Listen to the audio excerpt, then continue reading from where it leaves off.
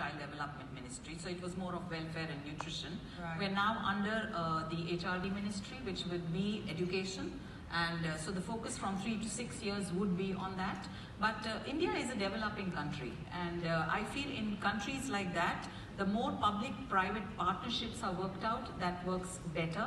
Because Lillian Katz, if you read her work called Intellectual Emergencies, she said we must learn to take care of every child, because when our child grows up, it is somebody else's child who's going to perform surgery on our own child.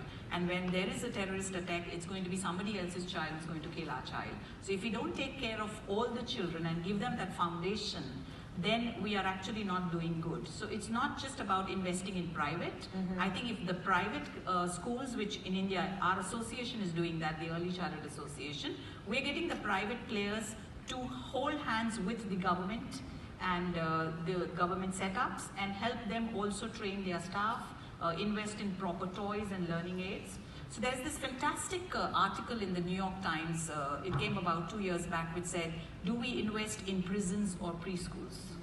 Because if you don't invest in preschools, you're going to have a lot more crime, a lot more people who are going to leave school, teenage pregnancies, drugs, because they don't get that foundational life skills, which she talked about, impulse control, delaying gratification, because that's what's going to make you a better person. So I think that's what I would like people to take back, that it's important that we invest in all